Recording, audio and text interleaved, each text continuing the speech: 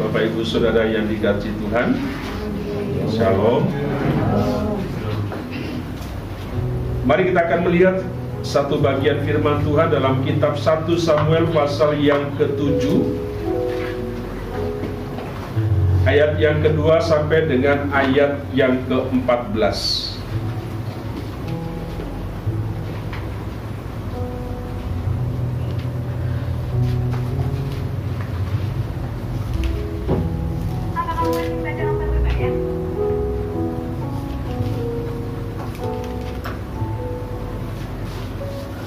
Kitab 1 Samuel pasal yang ke-7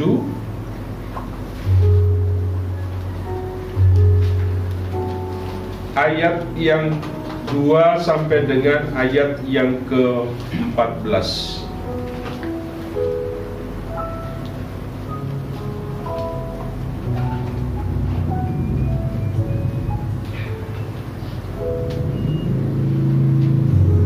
Ayat 2 sampai dengan ayat yang ke-14.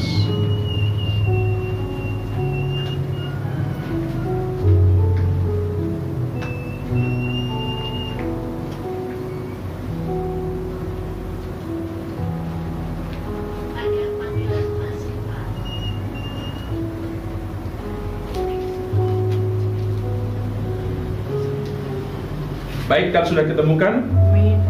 Mari kita membacanya. Bapak perhatikan dalam Alkitabnya masing-masing. Saya akan membacakan untuk kita semua. 1 Samuel pasal yang ke-7 ayat 2 sampai dengan ayat yang ke-14. Demikian bunyi firman Tuhan. Orang Filistin terpukul kalah dekat Mispa.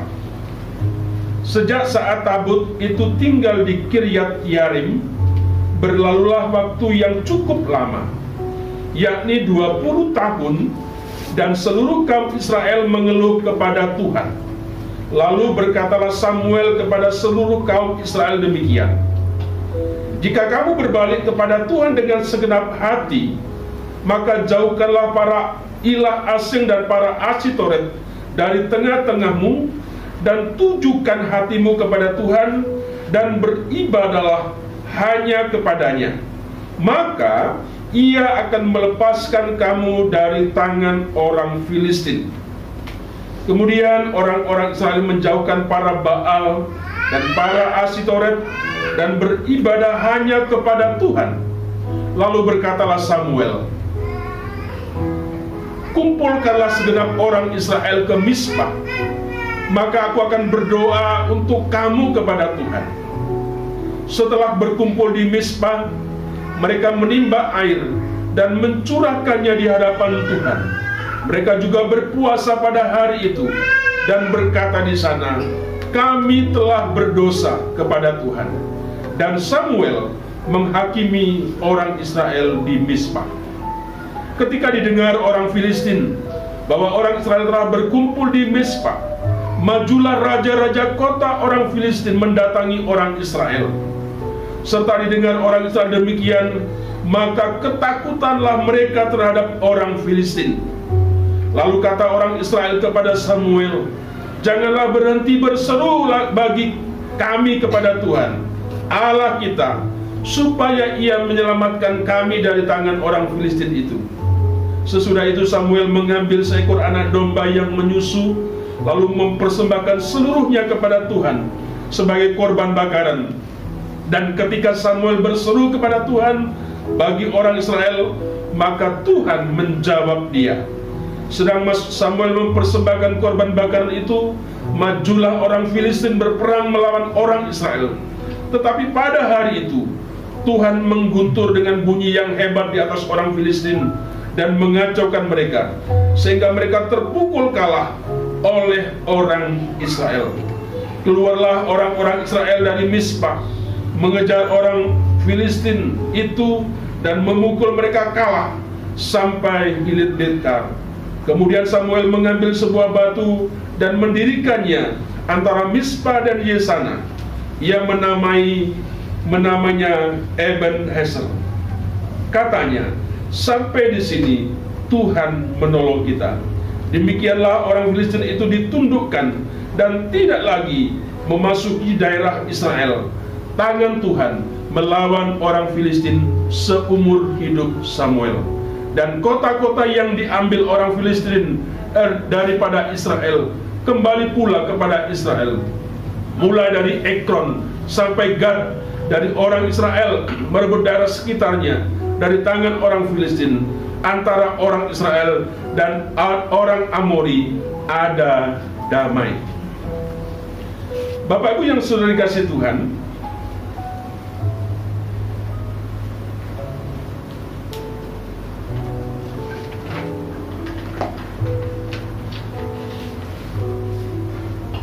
kalau kita melihat bagian ini, ada sebuah persoalan, ada sebuah masalah yang sedang terjadi di tengah-tengah orang-orang Israel.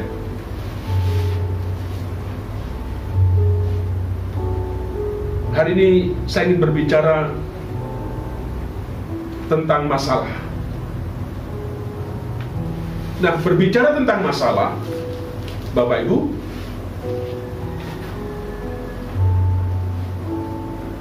sudah pasti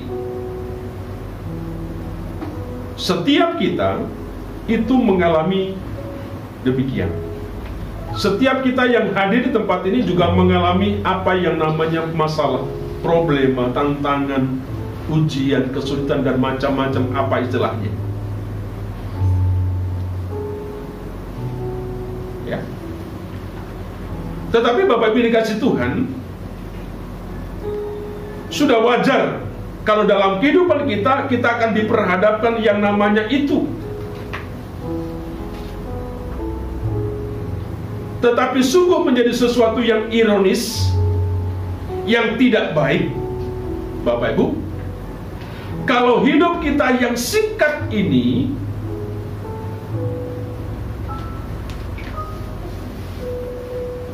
kehidupan kita tidak bisa lepas. Kita dikungkung. Persoalan kita tidak dapat diselesaikan. Mungkin sampai hari ini. Ini menjadi sesuatu yang ironis. Kenapa? Karena waktu kita ini singkat.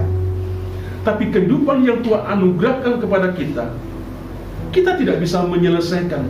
Kita tidak bisa lepas dari masalah yang kita hadapi. Akibatnya bisa jadi kita senyum saja sulit.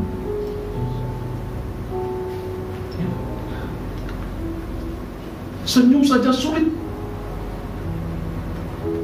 Mungkin karena kita sedang berada, mungkin kita sedang dililit dengan yang namanya sebuah persoalan, sebuah masalah yang tidak ujung selesai.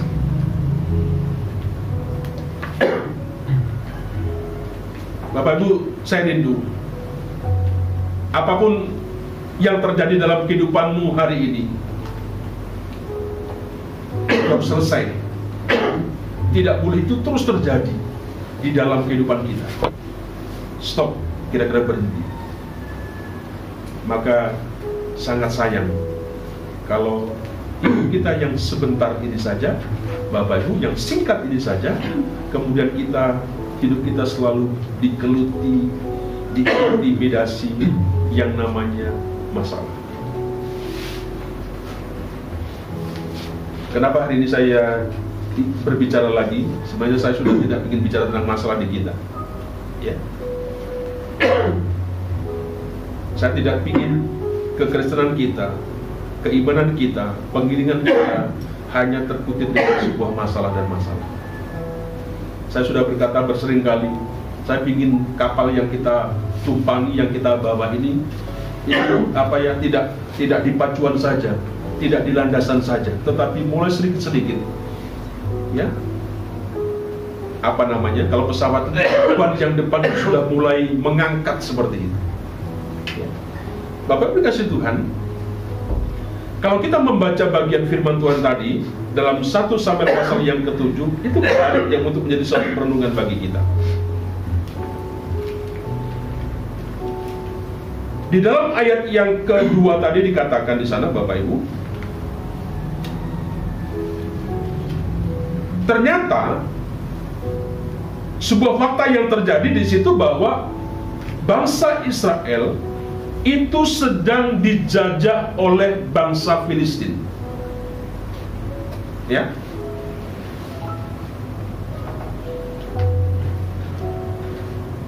Bapak Ibu bisa membayangkan bagaimana suatu bangsa yang dijajah oleh bangsa lain. Ya. Bangsa kita, Indonesia, pernah juga dijajah yang cukup lama dengan bangsa asing. Jepang, dengan Belanda, dan sebagainya. Kalau kita mendengar dari orang-orang yang dulu bisa bercerita bagaimana susahnya sebuah jajahan yang dialami oleh negeri kita, oleh bangsa kita, oleh rakyat kita, betapa sulitnya mereka.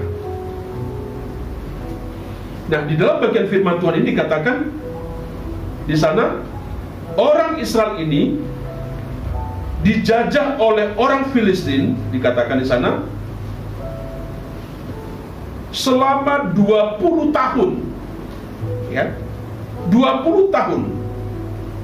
Selama 20 tahun kemudian dikatakan seluruh kaum Israel mengeluh kepada Tuhan. 20 tahun Bapak Ibu dikasih Tuhan. Waktu yang cukup lama. Waktu penderitaannya yang luar biasa, 20 tahun.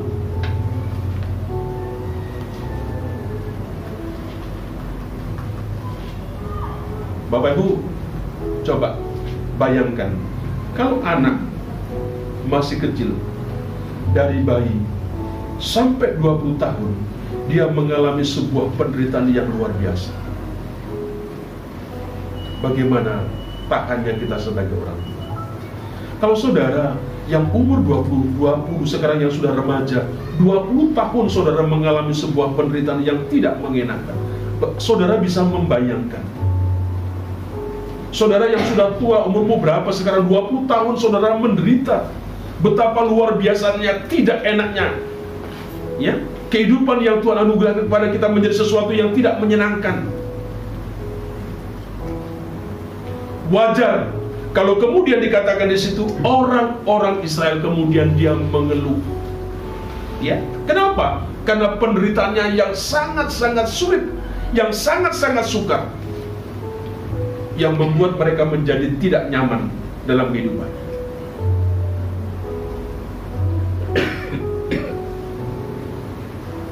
Bapak Ibu, yang menjadi pertanyaannya, kenapa orang Israel ini menderita? Kenapa orang Israel mengalami banyak persoalan? Kenapa dia mengalami sebuah kehidupan yang tidak nyaman pada waktu itu? Apa yang menyebabkan orang-orang Israel mengalami sesuatu yang tidak menyenangkan dalam kehidupannya?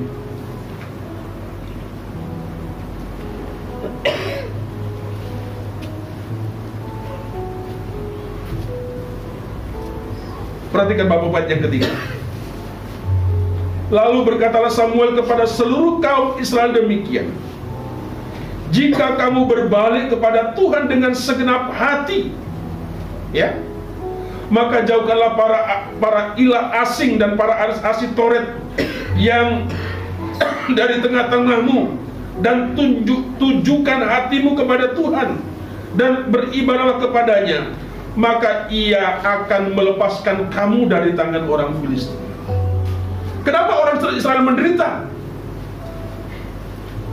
Ya. Ternyata ada satu persoalan yang serius yang dihadapi oleh orang Israel, yang sesuatu yang dikerjakan oleh orang Israel.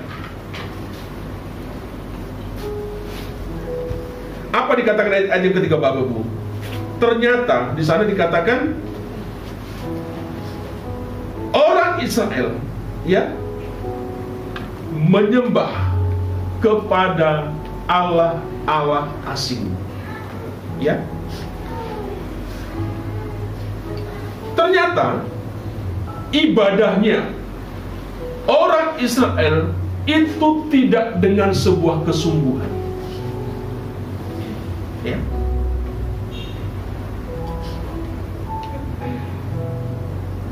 Bapak Ibu bisa bayangkan,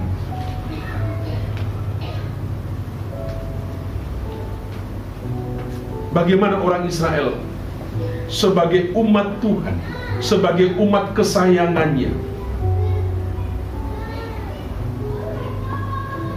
tetapi justru dikatakan di sini, dia tidak beribadah kepada Yahweh, kepada Allah.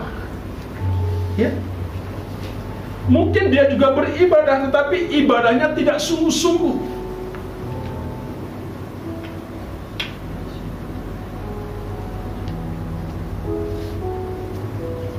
Tidak sungguh-sungguh ikut Tuhan.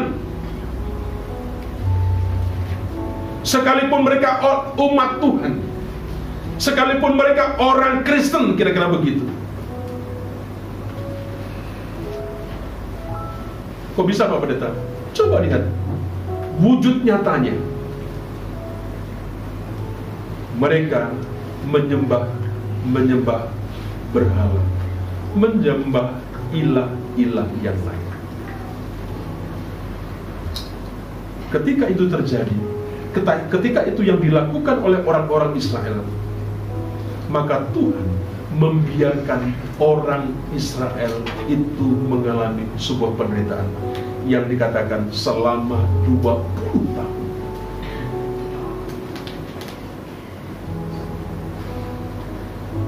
Bapak Ibu, coba bayangkan, apa Tuhan tidak sakit hati ketika melihat umat kesayangannya, umat pilihannya, dia tidak sungguh-sungguh mengikuti dia, tidak beribadah sungguh-sungguh kepada dia, hatinya menyeleweng, arahannya fokusnya kepada yang lain.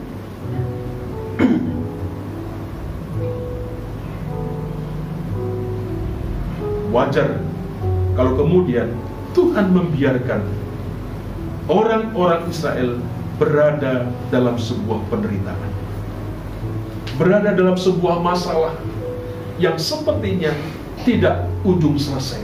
20 tahun.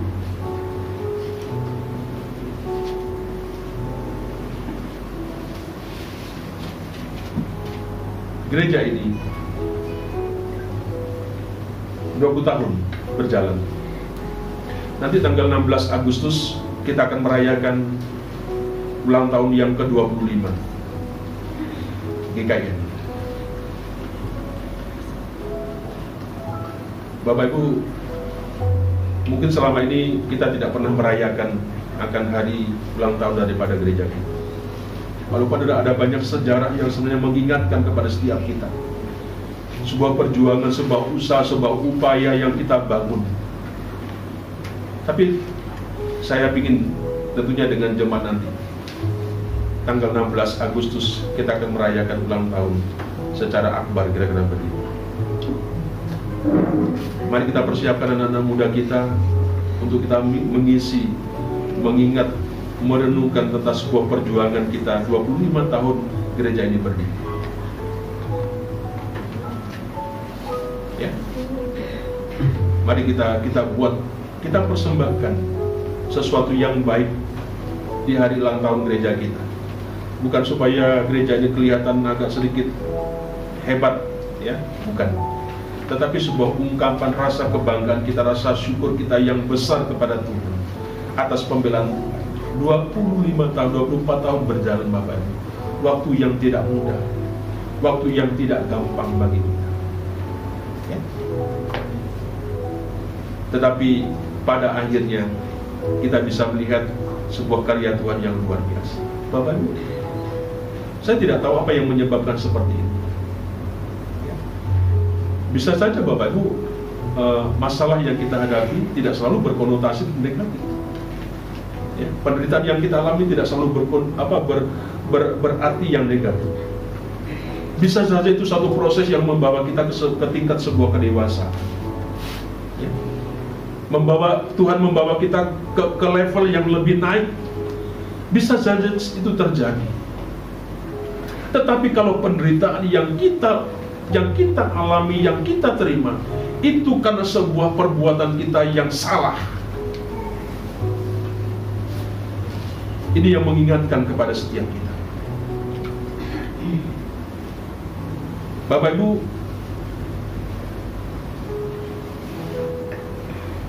siapapun tidak ingin mengalami apa yang namanya derita, kesulitan, kesukaran yang terus merorongkan kehidupan kita. Tidak enak.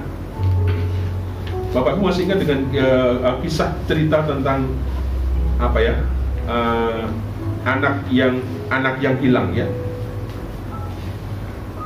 Nah, anak yang apa namanya, yang bungsu, masih ingat anak ini? Bagaimana dua anak ini tinggal di rumah bapak yang sangat-sangat baik ya. Semuanya sepertinya serba ada, nyaman lah, kira-kira begitu. Tetapi apa yang terjadi Bapak dalam kisah itu, di situ anak yang bungsu pingin coba mencari kebahagiaan di luar rumah bapaknya. Apa yang dilakukan? Dia minta haknya, warisannya untuk dibagikan, untuk diberikan dan dijual. Kemudian dia pergi meninggalkan bapaknya yang sudah nyaman, pergi ya, dia mengembara mencari kesenangan di luar sana. Dia berpikir kalau dia punya uang dia bisa bersenang-senang di luar. Hidup dengan gaya modern seperti itu dia akan senang, akan baik. Ternyata Bapak Ibu, karena dia meninggalkan bapaknya, ternyata Alkitab menulis, memberikan sebuah kesaksian. Ketika dia tinggal di luar, apa yang terjadi? Hidupnya susah, hidupnya melarat ya. Bahkan di sana dikisahkan Bapak Ibu, sampai makan saja tidak bisa. Dia beternak, dia bekerja di peternakan babi, kira-kira begitu. Bapak Ibu bayangkan, makan makanan babi saja, untuk dimakannya, Bapak Ibu, apakah tidak sesuatu yang parah? Untuk makan saja tidak bisa. Sampai makanan babi yang kotor itu dimakan, diperbolehkan? Tidak boleh, sama majikan tidak boleh. Ya. Bapak Ibu, itu menggambarkan suatu penderitaan ketika orang itu meninggalkan bapaknya. Ketika orang meninggalkan Tuhan, mencoba hidup di luar Tuhan, Bapak Ibu, maka yang terjadi, kehidupannya akan mengalami banyak kesukaran, mengalami banyak penderitaan. Jangan coba-coba saudara meninggalkan Tuhan, jauh daripada Tuhan. Maka yang terjadi dalam kehidupanmu bukan sebuah kedamaian, akan hanya sebuah slogan. Maka yang terjadi, engkau akan melarat, engkau akan miskin selama engkau hidup dalam dunia ini. Kenapa? Karena engkau meninggalkan Tuhan, karena engkau jauh daripada Tuhan, karena engkau tidak sungguh-sungguh pengiringanmu kepada Tuhan. Engkau tidak mempercayai Tuhan dengan serius. Engkau masih menawar-nawar, mengotak-ngatik ya, apakah benar, dan wajar kemudian kalau selama Tuhan memberikan hidup kepadamu, memberikan umur kepadamu, sampai harimu, hidupmu menjadi melarat, hidupmu menjadi miskin. Bapakku, saya berbicara melarat tidak bicara hanya tentang duit ya. Itu tadi saya katakan sederhana, senyum saja sulit ya. Ketawa saja sulit. Kenapa? Saking mungkin bebannya, penderitaan yang dialami yang sepertinya tidak selesai. Bapak 20 tahun orang Islam mengalami yang seperti itu. Kenapa orang Islam menderita? Karena tidak sungguh-sungguh, karena dia meninggalkan Tuhan, jauh dari Tuhan.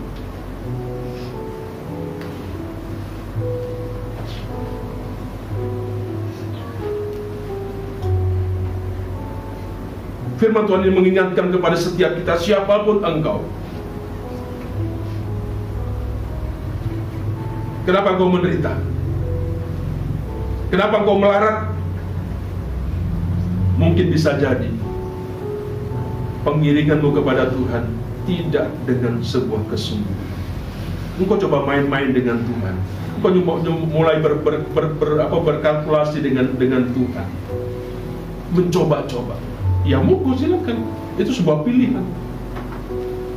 Walaupun firman Tuhan diberitakan oleh siapa saja, itu sebuah pilihan bagi setiap kita. Kalau kau tidak sungguh-sungguh, maka kau akan mengalami seperti apa orang Israel alami seperti itu.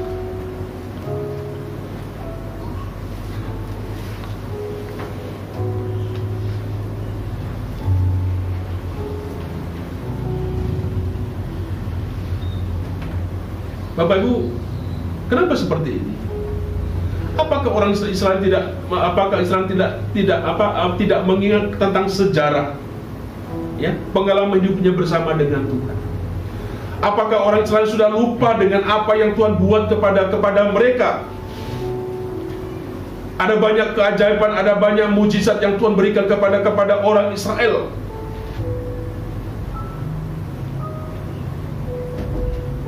Ya, di Habanas ada tiang awan dilindungi. Ketika dingin ada tiang api, dikasih mana, dikasih roti, macam-macam. Laut merah bisa terbelah. Bagaimana penyertaan Tuhan, pertolongan Tuhan yang luar biasa. Apakah orang selalu melupa dengan semua itu? Sehingga mereka melupakan Tuhan, mereka meninggalkan Tuhan, mereka jauh daripada Tuhan. Dan dia punya Allah-Allah yang lain.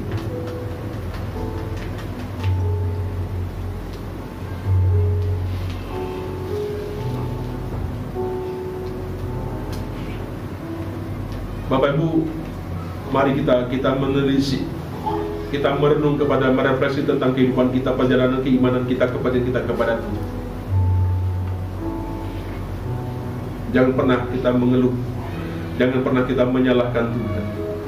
Kalau kita mengalami sulit, kesukaran, penderitaan yang sepertinya tidak pernah habis, yang tidak pernah selesai, bisa jadi karena hal yang sama yang kita lakukan seperti orang Israel.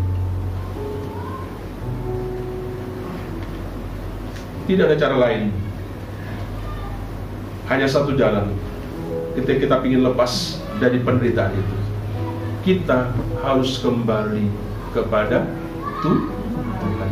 Kita harus sungguh-sungguh kepada Tuhan.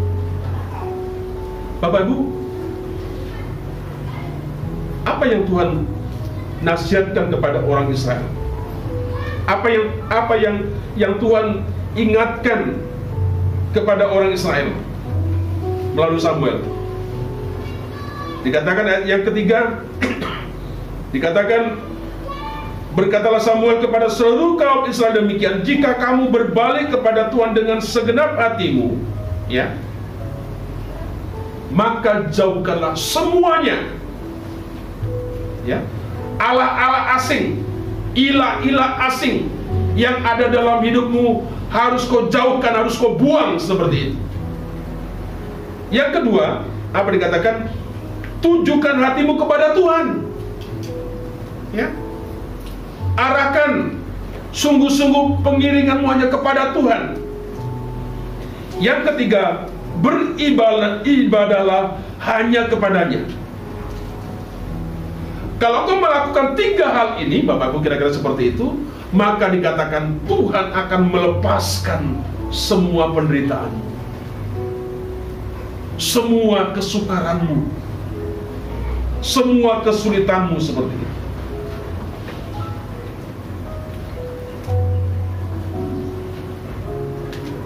Dan dalam bagian firman Tuhan ini, ketika Samuel menyampaikan itu kepada orang Israel, ada sesuatu yang dikerjakan, ada sebuah respon yang dilakukan oleh orang-orang Israel.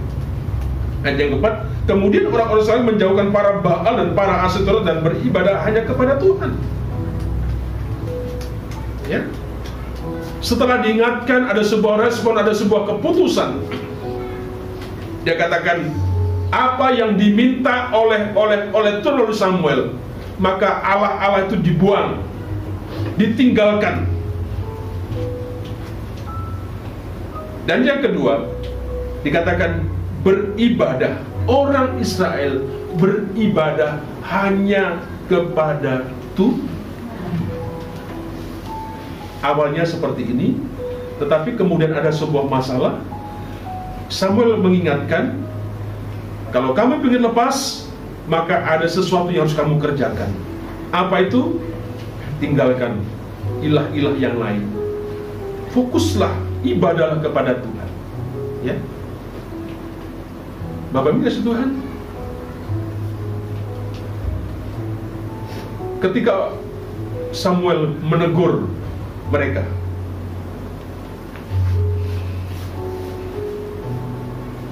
ada sesuatu yang kita bisa melihat dari teguran, dari respon yang mereka alami oleh orang-orang Israel, kaum Israel.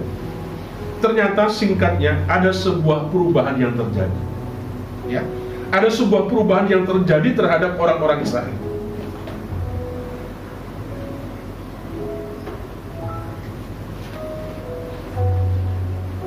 Apa perubahan yang terjadi, Bapak Ibu? Kalau kita memperhatikan di situ, kalau kita menyimak di sana, apa yang terjadi? Ya, ternyata orang Israel yang selama ini menderita karena dijajah oleh Filistin, Bapak Ibu, orang Israel itu bisa mengalahkan bangsa Filistin. Ya. Kemudian Bapak Ibu, ada banyak hal yang lain yang kemudian diberikan kepada orang Israel.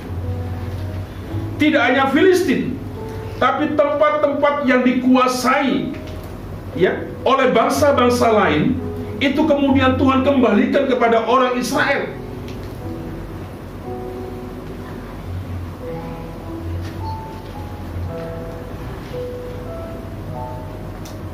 Artinya, Bapak Ibu, ketika dia meresponi dengan benar, ketika mereka mendengar sebuah teguran dan dia kemudian ada sesuatu yang dia kerjakan, ternyata ada sebuah perubahan yang sungguh-sungguh terjadi atas kaum Israel, bangsa Israel ini.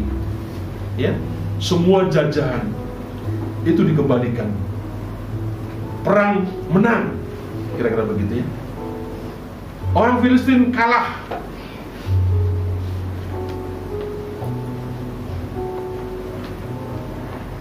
Nah, Bapak dikasih Tuhan,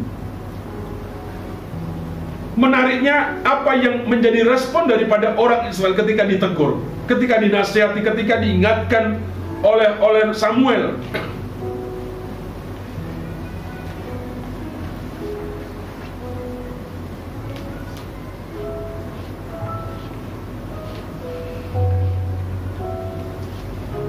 Ya, Bapak Ibu, jujur teguran ini memang kadang-kala menyakitkan, ya.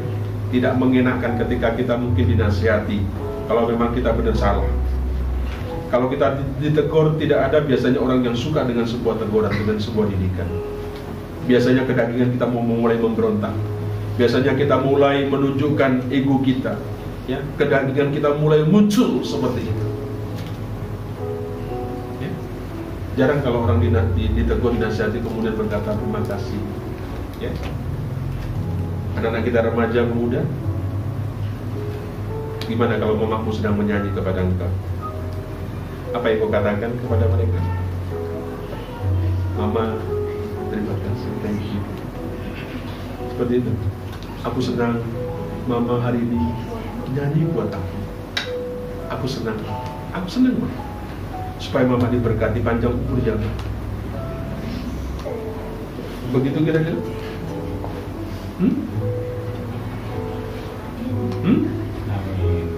Gimana? Anak muda begitu? Awas, nanti bulan depan jangan macam-macam. Ada tanda merah di rumah itu. Jatah beras, jatah sembako, no. Sudah mulai mengancam. Dan kita tahu anak muda kira-kira seperti apa ketika kita Bapak Ibu, ya. Kenapa? Hampir semua seperti itu. Yang muda, yang tua, kalau sudah diomongin, sudah nasihati, ditegur, mulai ya. Rambutnya yang tadi mulai mulai berdiri, sedikit terangkat. Ya. Kupingnya sudah yang tadinya kelihatan bagus, sudah mulai nampak begitu kan. Tidak ada yang mau ditegur seperti itu.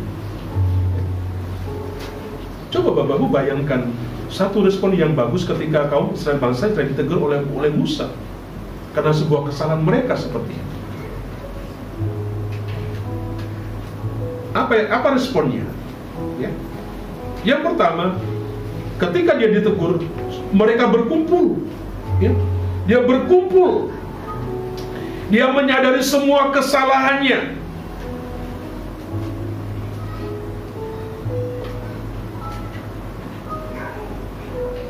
Dan endingnya dia bertobat.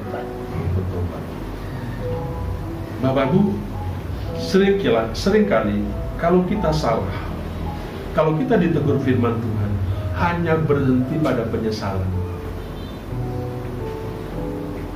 Kalau kita belajar tentang bertobat, ada unsur-unsur dalam bertobat. Salah satunya adalah penyesalan, sadar. Ya kan? Tetapi Bapak, kita tidak boleh berhenti di situ, hanya menyesal saja. Ya. Kalau hari Rabu ditanya, bagaimana Pak Pendeta khotbah hari Minggu? Aduh Pak Pendeta, terima kasih, saya diberkati. Hanya cukup diberkati. Apa diberkatanya? Oh, firman Tuhan saya diingatkan, saya ditegur. Hanya mandek di situ. Orang Israel tidak hanya menyadari semua dosanya, kesalahannya, semua yang diperbuat, tetapi dia bertobat. Bertobat artinya Bapak itu kalau orang berjalan ke timur sana, orang itu berbalik. Ya, itu namanya bertobat. Dia berjalan kepada yang salah, kemudian dia berbalik kepada jalan yang benar. Walaupun dalam proses pertobatan, apakah orang bertobat itu sudah di situ berhenti, itu final? Tidak. Pada saat saudara berbalik, bisa jadi saudara akan kembali lagi ya, dalam proses sampai menuju kepada sebuah kesempurnaan. Saya rindu siapapun firman Tuhan yang Bapak Ibu dapat, tidak hanya berkata saya diberkati, tidak hanya saya ditegur, saya menyesal seperti itu, tapi tidak ada sebuah perubahan yang terjadi. Bapak Ibu, kenapa akhirnya mereka mengalami sebuah perubahan yang luar biasa dalam kehidupan mereka? Karena dia balik kepada Tuhan, karena dia mengakui segala dosa-dosa, ya, dan dia kembali serius ikut Tuhan. Itu yang dilakukan, itu yang dikerjakan, ya, sehingga dia dibebaskan dari segala penderitaan, dari jajahan bangsa Filistin, dari bangsa-bangsa lain, semuanya dikembalikan lagi kepada mereka. Bapak Ibu, ketika mungkin firman Tuhan berbicara kepada setiap kita, mungkin ada sesuatu yang menggelitik dalam kehidupan kita. Ada sesuatu yang mungkin kita berkata kepada Tuhan, ya, tentang sesuatu yang kita perbuat, sesuatu yang kita lakukan kepada Tuhan. Ya, entah itu kelakuan kita, itu tabiat kita, entah itu karakter kita, apa saja yang mungkin itu membuat Tuhan menjadi sedih. Bapak Ibu, hari saya mengajak untuk kita berhenti, stop seperti itu. Ya, supaya apa? Supaya penderitaan yang tadi yang dialami itu juga stop, berhenti. Bapak Ibu, tentunya saya sebagai gembala tidak ingin kehidupan kita menderita. Ya. Makanya kalau kita diskusi, kita ngobrol, selalu ngomong tentang apa, sedih nggak pendeta? Ya, wajahnya sudah mulai kisut, kira-kira begitu. Mendengar saja sudah mulai kisut. hormonnya kira apa namanya itu bisa kayak jadi kendor, jadi kayak kurang semangat. Ya. Saya selalu berkata, bagi kita masalah selalu berkata bahwa masalah itu hal yang biasa dalam kehidupan kita. Tengoklah temanmu kanan kiri, kalau dibilang masalah itu biasa. Ya. Biasa. Orang itu biasa seperti itu. Ya. Jangan dibesar-besarkan. Kita seringkali membesar-besarkan sebuah persoalan masalah seperti itu. Ya. Pak, kenapa anak saya? Ya. Anak saya kok begini, Pak Pendeta? Hei, Ibu, Bapak, anakmu sama dengan anak-anak yang lain. Bukan anakmu, sama anak-anak kita, anak-anak milenial yang begitu-begitulah kira-kira. Kenapa anak saya kalau diomong selalu lebih panjang daripada mamanya, daripada anaknya? Itu sudah biasa. Ya. Anak modern saja begitu, milenial begitu, kira-kira begitu. Ya kan? Artinya bukan hanya anakmu, dan jangan terlalu dibesar-besarkan, jangan berantem beradu hanya gara-gara anak seperti itu.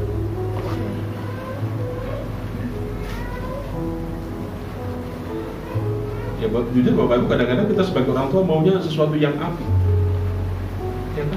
Kalau naruh baju di tempat yang bagus, anak kita kayak seng.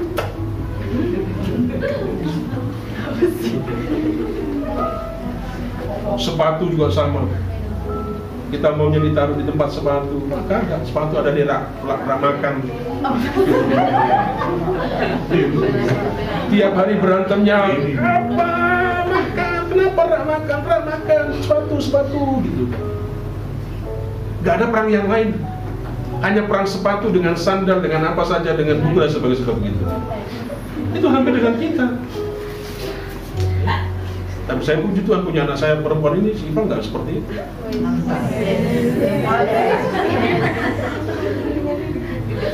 Lalu baju rapi, kamarnya bersih. Coba lihat, teladan. Bapak Ibu, walaupun anak pendeta, itu salah satu anak pendeta yang paling bersih dia.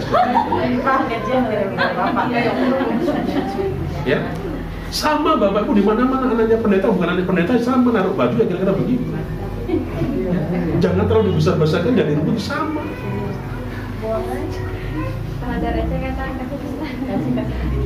Ya, Bapak Ibu, itu problem, itu yang kita hadapi. Makanya orang tua sekolah belajar fenomena yang terjadi dengan anak-anak kita seperti apa, seperti itu. Kalau nggak berantem dulu.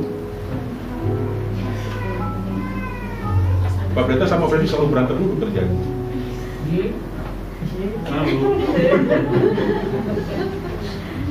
Semua siapa di sini ayah yang mana bohong itu munafik. Semua berantem dengan anak. Hal-hal sebenarnya nggak terlalu penting begitu, ya. Hanya hal-hal yang sepele yang sebenarnya nggak perlu, tapi perangnya sama, ya. Pertengkaran kita hal yang sama seperti itu.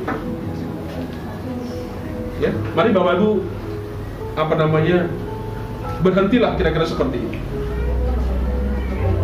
Anak muda, mari, ketika kau ditegur, siapapun ditegur, saya mengajarkan kepada anak-anak, katalah terima kasih.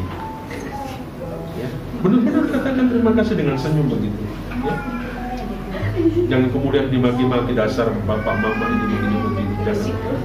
Dia yang melahirkan kamu, dia yang membesarkan kamu, dia yang bertanggung jawab kepada kamu dan sebagainya. Jangan. Tidak elok, tidak pantas kita berkata-kata yang tidak baik.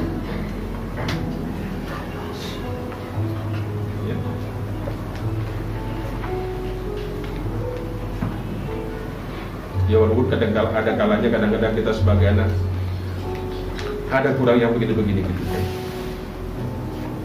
Itu Pak Pendeta Agus itu kalau sudah pulang, aku mau pulang.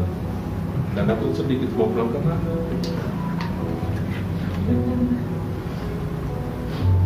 Kenapa?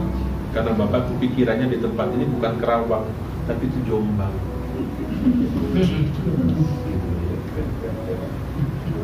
Ya kita sebagai anak harus belajar. Dimarah-marahi dan sebagainya wajar. Kenapa? Karena mungkin Bapak melihatnya begitu, ini adalah tempatnya beliau tinggal di sana.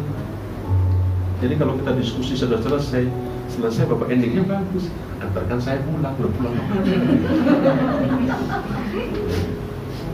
Mau gimana? Kita marah ya, namanya orang tua. Nanti kita mungkin seperti beliau begitu, kira-kira begitu ya. Ya sudahlah, Bapak Ibu, mari siapapun yang ditegur diingatkan siapa saja hal yang baik, katakan sederhana terima kasih. Gak usah mencari benangnya di mana, ujungnya nggak perlu. Pak Pendeta tiba-tiba marah-marah sama kami. Pak terima kasih Pak Pendeta sudah marah-marah. Saya senang Pak Pendeta marah-marah. Ya. Nggak perlu ditanya ujungnya di mana. Kenapa sih Pak Pendeta? Ada apa? Lagi bertengkar sama ibu? Ada nggak punya duit atau kebanyakan? Kita berikan situ. Nggak usah diurut begitu. Ya.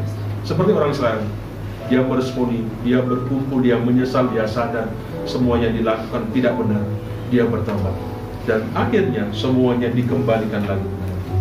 Itu sebuah respon. Yang kedua, respon kedua, apa yang dilakukan? Ketika mengalami seperti itu, dia minta kepada Samuel, Nabi, jangan berhenti untuk berdoa. Ya. Berdoa dan berpuasa dikatakan di sana. Samuel berdoa, orang Israel berpuasa. Bapak Ibu, setiap masalah, setiap hal yang kita hadapi, mari kita hadapi, ya, dengan dengan berdoa. Ku hadapi semua, ya, dengan berdoa, dengan bersyukur, ya, dengan iman kita hadapi. Jangan mengeluh, jangan marah-marah kepada pasangnya, jangan menyalahkan ini dan itu. Berdoa. Ibu pertama. Hari ini Bapak Ibu kita punya sesuatu yang apa ya? Sesuatu yang saya ingin taruh Bapak Ibu menjadi sesuatu hal yang sama ya Bapak Ibu ya. Hari ini ada panitia sedang menyiapkan nanti ulang tahun, kita nggak ngeset, ya, nggak ngeset seperti itu. Nanti kita akan duduk. Ini panitia lagi cari duduk 50 biji. Ya, nanti kita nggak akan duduk kira-kira begitu, dipersiapkan. Ya. Belum lagi Bapak Ibu, belum bicara tentang nanti audionya. Ya. Saya pikir walaupun nanti ibadahnya di sana banyak orang datang di luar di sana, Bapak Ibu semuanya nyaman, tertata dengan rapi sebagai satu wujud rasa syukur kita di hadapan Tuhan. Ya. Belum lagi mau beli tempat ini, ya, rumah belakang ini kita mau beli Bapak Ibu. Saya bilang sudah panitia tolong tarik tahu berapa harganya. Pak Pendeta punya duit ya, punya lah. Tuanku kaya masa nggak punya? Kau punya jemaat sebanyak masa nggak beli seperti itu, nggak bisa, nonsen. Ya. Hanya panitianya kadang-kadang cecing wae. Ditanya berapa harganya, kakak tahu Pak Pendeta sedang berdoa. Itu sudah kita kerjakan Bapak Ibu, ya, kita kerjakan. Belum lagi di sana. Apa yang tidak mungkin Bapak Ibu, saya yakin pasti bisa kata firman Tuhan, ya. Kenapa orang Israel bisa lepas dari perdaannya? Karena dia berdoa, karena dia berpuasa sungguh-sungguh.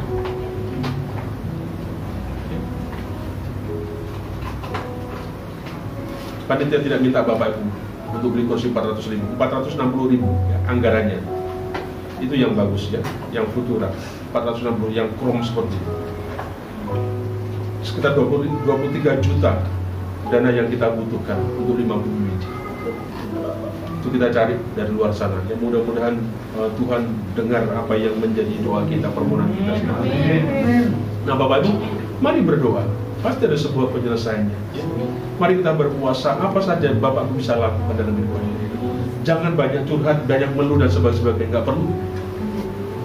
Itu lakukan dengan kita berdoa.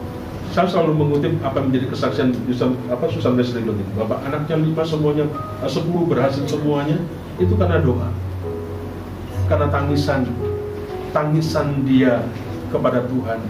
Dikatakan anaknya katanya setiap hari itu dimandikan dengan air mata.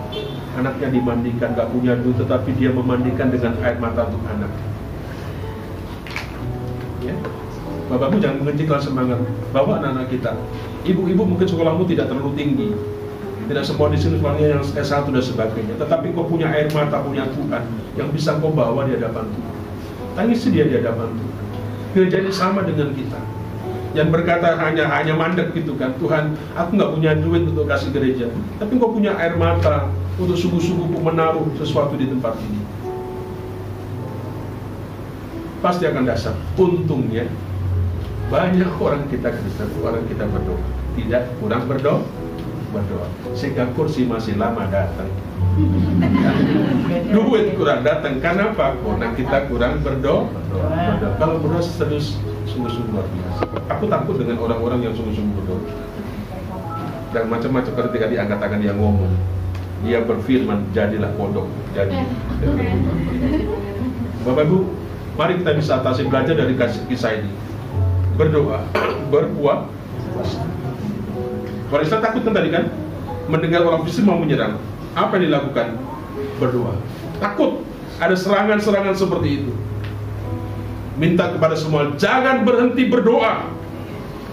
Tapi orang Israel diikuti dengan dia berpuasa. Yang terakhir, apa yang menjadi responnya? Dia memberikan korban. Ya, dia memberikan persembahan. Apa yang dikorbankan oleh Samuel? Apa yang dikorbankan? Anak lembu yang sedang menyusu. Kasihan ya, sedang menyusu, sudah dikorban. Bapak Ibu, mari kita juga belajar untuk memberikan sesuatu yang sungguh-sungguh kepada Tuhan. Mari berikan apa yang menjadi bagian kita buat Tuhan berikan. Persepuluhan, ya, syukur, gerakan-gerakan yang ada tempatnya, semua apa saja yang diajarkan, mari kita berikan itu kepada Tuhan.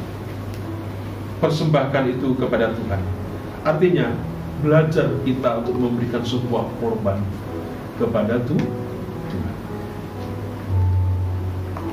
Bapak Ibu, inilah yang kita bisa melihat, sehingga kemudian Tuhan melepaskan orang Israel dalam segala penderitaannya. Kenapa? Dia meresponi tentang apa yang menjadi teguran nasihat kepada orang-orang Israel. Hari ini, apapun masalahmu, apapun penderitaanmu, apapun kesukaranmu, apapun yang engkau cita-citakan, engkau yang harapkan, ingat Bapak Ibu, kita tidak boleh terbelenggu terus dengan hal itu. Kita orang-orang yang merdeka, orang-orang yang sudah dibebaskan, ya. Jangan kita terus menderita. Ya, menderita kalau dalam sebuah proses, tadi saya katakan dalam proses pertumbuhan nggak masalah. Tapi walaupun kita menderita karena kesalahan kita, karena perbuatan kita yang tidak benar, itu yang saya katakan kita harus berhenti, stop. Kita harus balik kembali kepada Tuhan. Mari kita mengevaluasi diri kita masing-masing. Sejauh mana kita mengiring Tuhan, sejauh mana kesungguhan kita kepada Tuhan, sejauh mana kita beribadah kepada Tuhan. Ya, bagaimana sikap kita, bagaimana sesuatu yang kita kerjakan. Bapak Ibu yang tahu. Dari sesuatu, mari kita belajar dari apa yang dialami oleh orang-orang Israel. Biarlah Tuhan melepaskan dari segala keluh kesah kita, dalam segala kesulitan kesukaran kita, perbedaan kita. Kita percaya itu bisa terjadi, itu bisa kita alami sampai hari ini. Amin. Mari kita tunduk kepala kita berdoa bersama.